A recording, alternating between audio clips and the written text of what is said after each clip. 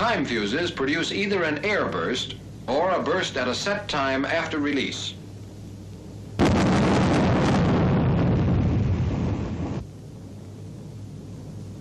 Some contact fuses are designed to burst instantaneously on impact.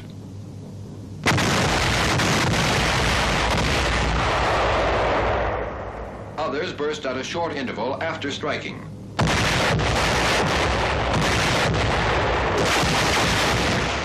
Now, a new class of fuse has been developed, the VT fuse, which functions on approach to the target. It functions automatically when it comes under the influence of the target, which may be water, land, or any target on or above them.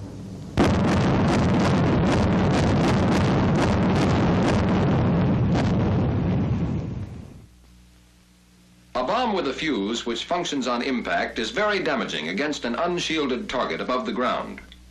But it will seldom injure targets dug into the ground, such as men in foxholes, or targets protected by banks or revetments. To damage such targets, it must score a direct hit.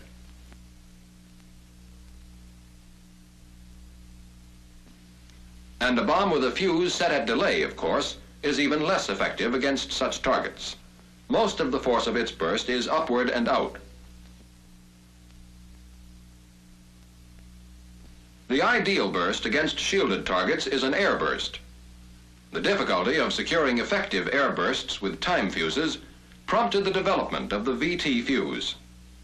This fuse, which functions on approach to the target, will cause a burst high enough off the ground, usually 20 to 60 feet, so that the bomb fragments will reach down into a foxhole or behind the strongest revetment. Other VT fuses have been designed for use on rockets fired from planes. Like the bomb, this rocket bursts not on the target, but in the vicinity of the target. This is what happens. Once fired, the fuse has a timing device, which will cause it to arm in not less than 7/10 of a second, and not more than 1 full second. For a plane traveling 300 miles per hour, that means that no fuse will be armed until it is at least 189 yards from the plane. This is known as the minimum arming distance. And all fuses will be armed by the time they are 243 yards from the plane. This is the maximum arming distance. Once armed, the fuse has a zone of sensitivity, shaped like this, and extending all the way around it. Any large object passing within this zone of sensitivity will cause the fuse to function. Moreover, the greatest concentration of fragments from the burst will follow roughly the same path as the zone of sensitivity of the fuse. In use against planes, then, the VT fuse has the effect of increasing the size of the target. It will burst anywhere within a radius of 50 to 70 feet of a plane, well within the effective bursting radius of the rocket. In all cases of air-to-air use, the minimum range at which these rockets should be fired will vary according to the speed of the plane and the angle of approach. Since the fuse must have 1 second to arm, allowance must be made for the speed of the target. For a plane approaching head-on, the rocket must be fired earlier than for a plane moving at right angles, or a plane moving away. If the rocket should miss the target so far that the fuse fails to function, there is a self-destruction element which will cause a burst in 6 to 12 seconds after firing, reducing the danger when used over friendly territory. If the rocket should land and become a dud, it should not be disturbed. The VT rocket fuse may also be used effectively against ground targets, but there are certain considerations to bear in mind. A low angle of approach will result in excessive range dispersion. Terrain irregularities such as streams, cliffs, or trees will act as a barrier and cause the fuse to function, which may be desirable if there is a target at the barrier. A steep angle of approach will eliminate range dispersion and at the same time will eliminate barrier functions. In all cases, the fuse will require 1 second in which to arm. This VT fuse for rockets is known as the T5. The nose, switch, and booster housing come packed together in a moisture-proof can, which should not be opened until the fuse is needed.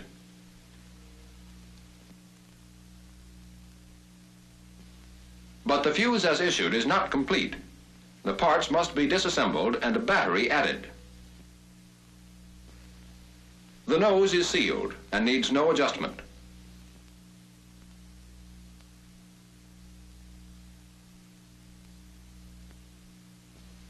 The cardboard spacer may be discarded.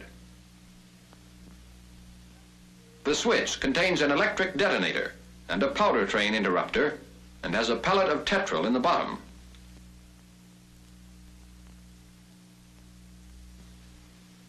The housing contains a booster charge of tetrol in its base.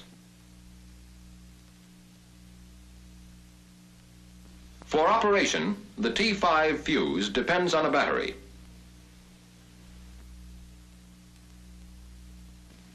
Batteries are packed separately in fiber containers. These containers should never be opened until the batteries are about to be used.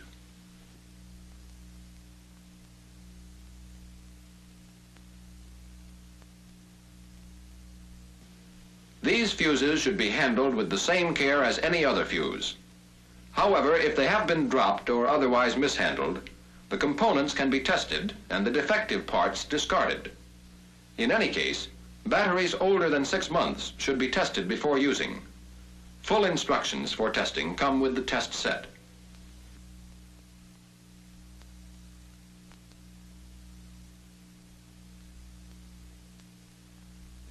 Now the fuse is ready to be assembled. The switch is placed on a clean, smooth surface and the battery plugged into it. Then the nose is plugged into the battery.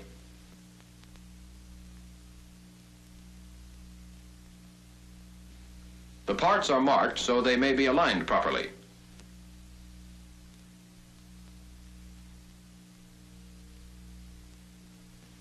Everything fits into the booster housing, which is screwed onto the nose.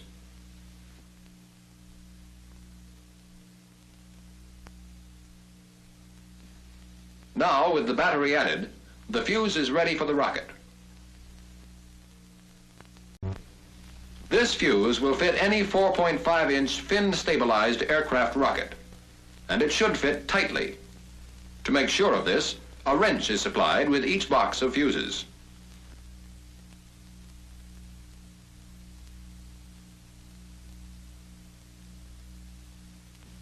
After the fuse is firmly seated, the set screw should be tightened.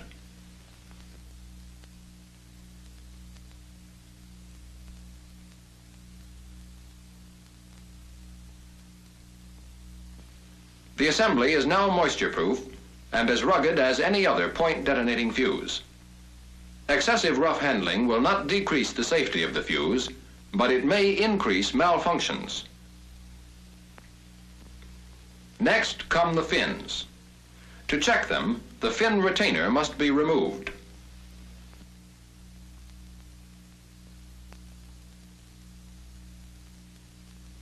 For proper functioning of the fuse, it is important that the fins remain firmly in open position during flight. But in testing, they should not fall completely open of their own weight. If they are loose, vibration might cause the fuse to function as soon as it is armed and before it reaches the target.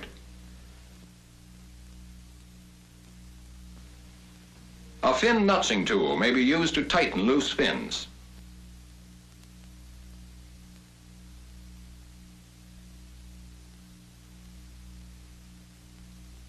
The fin should then be opened to remove any excess metal.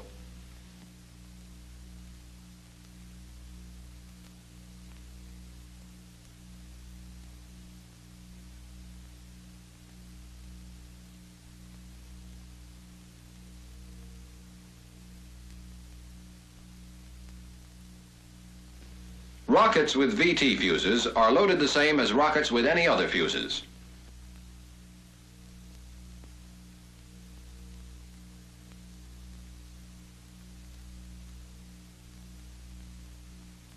All connections, of course, should be tight.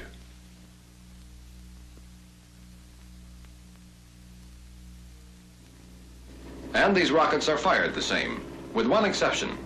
There must be at least 1/10 of a second interval between rockets.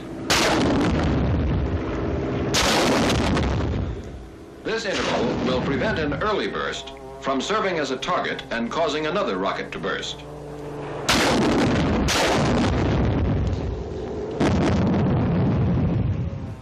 However, an early burst can occur only after the rocket has traveled its minimum arming distance.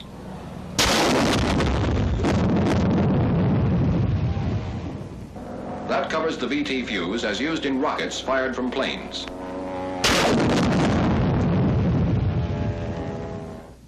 Now we'll consider the VT fuse for bombs. There are two main types, the ring type, such as the T-90, and the bar type, such as the T-51. Each type has several variations. VT fuses have been designed for all general-purpose fragmentation and chemical bombs weighing 100 pounds or more and normally using the AN M103 fuse. Both the ring type and the bar type operate the same. They do not have batteries. Both are armed by a vane which turns in the airstream. Their chief difference lies in their zones of sensitivity. The ring type fuse has a zone of sensitivity shaped much like this. The zone extends all the way around the fuse. The height of burst depends on the angle of approach. The bar type fuse has a zone of sensitivity extending out in front. For high altitude bombing, where the bomb will approach the target from near the vertical, the bar type fuse will give a higher burst and a more uniform height of burst. All VT bomb fuses come in hermetically sealed containers packed in boxes. They should never be unpacked until it's time to use them, and unused fuses should always be sealed up again. In humid climates particularly, no fuse should be left out of its container more than 48 hours. In handling, great care must be taken to protect the vane. If it is bent or broken, the fuse will not perform properly and should not be used. Fuses may be installed either with the bombs in the plane or before the bombs are loaded. Before a fuse is installed, it should be carefully inspected. Then, the nose plug is removed from the bomb. The safety pin is removed from the tail of the fuse. The lock washer, which comes on each fuse, must be used to ensure a tight fit.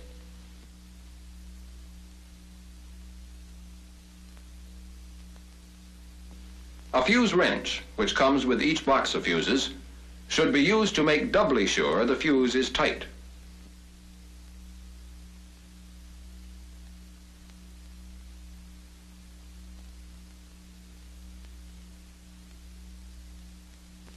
The bar type fuse is installed in exactly the same way, but be careful of those bars. They are easily broken and must never be used to tighten the fuse. Use the wrench. With the nose fuse in place, one of the M100 series of tail fuses is installed. This is to assure a burst in case the bomb strikes the ground before the VT fuse has functioned. If both the nose and tail fuse fail, the dud should not be disturbed for at least 60 minutes. Then the fins are checked. They must be securely fastened. Loose fins can set up a vibration which may cause the fuse to function as soon as it is armed. Watch these bombs. The last two have loose fins, which will cause them to function before they reach the target.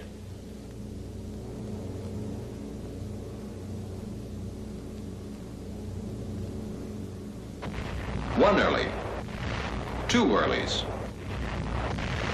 That's why it's so important to make sure the fins are tight.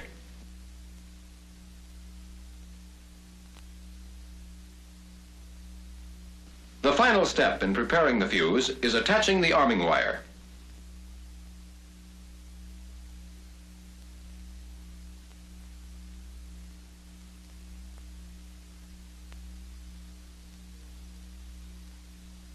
It is attached first to the tail fuse, and a safety clip is applied.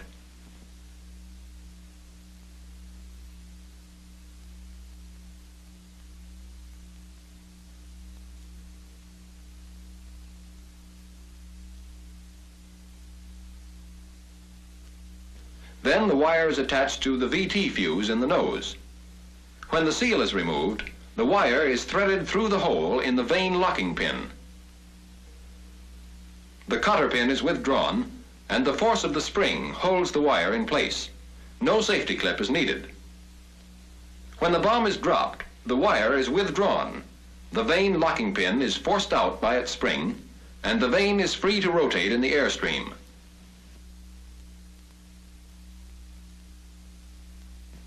After the bomb shackle is attached, the bomb is ready for action.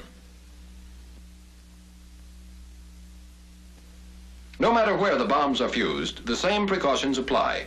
The fuse must always be screwed in tightly.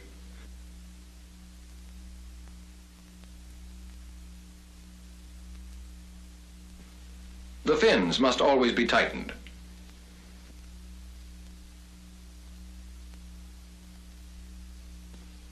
But the VT fuse has several important safety features.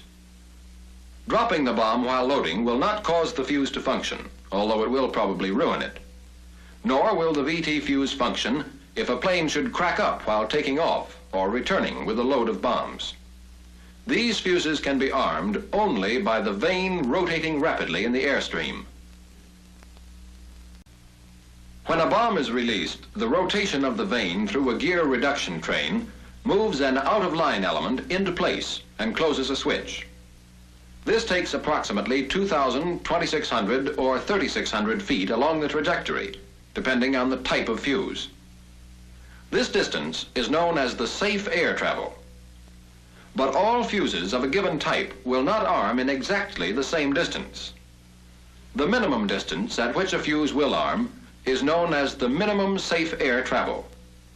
The distance beyond which no fuse will remain unarmed is known as the maximum safe air travel. The area between is the region of arming.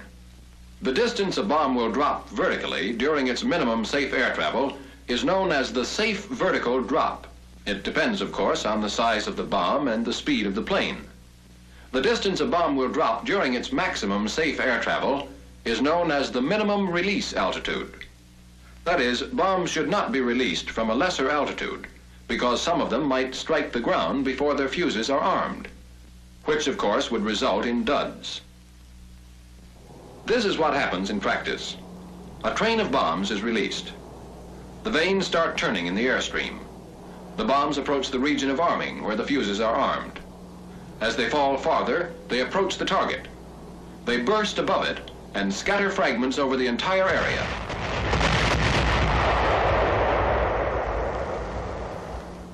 But there is one important thing to remember about train drops.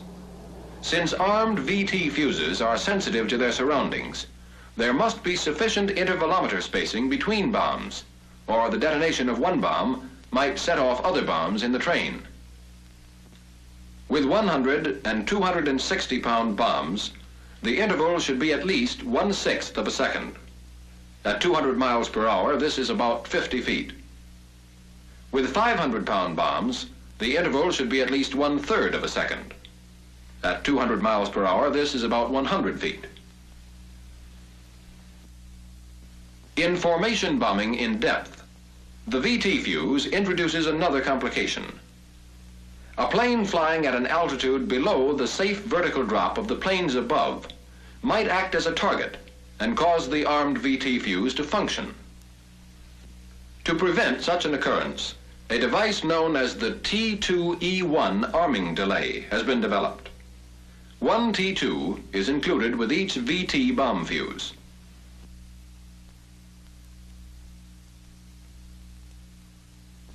This T2 will add from 700 to 20,000 feet to the safe air travel of a VT fuse. Here's how it works on a ring-type fuse. The arming wire is passed through the T2 before it is threaded through the vane locking pin.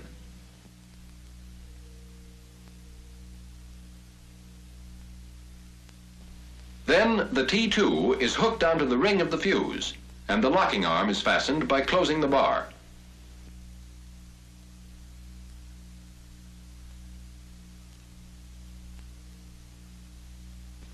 By depressing the stud, the dial can be set to any desired amount of safe air travel.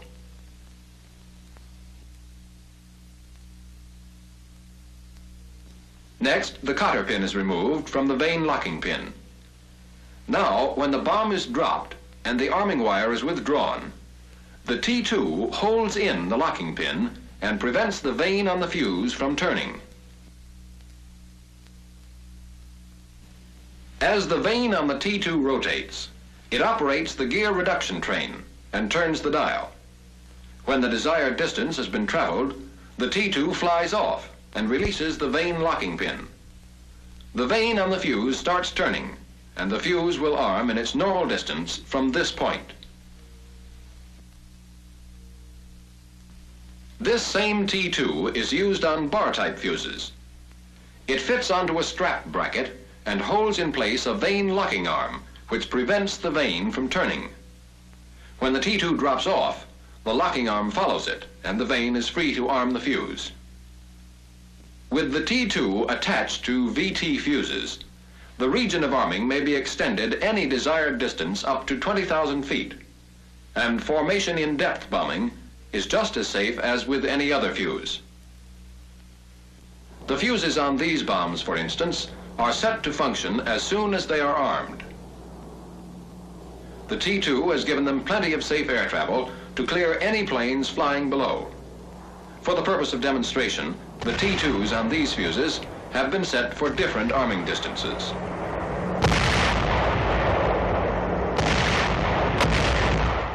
The VT bomb fuse was designed for use against personnel and light materiel. To be effective, it must have a fair burst height. Ring-type fuses burst at 15 to 45 feet over land. They burst at about twice that height over water. Bar-type fuses burst at 30 to 60 feet over land, and twice that over water. The height of burst will always be determined by the angle at which the bombs approach the target, and the angle will be determined by the speed of the plane and the altitude of release.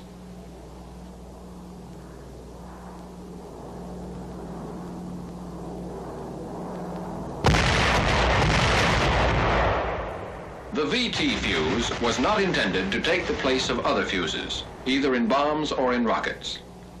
It was designed for use primarily against targets which can be damaged by fragmentation.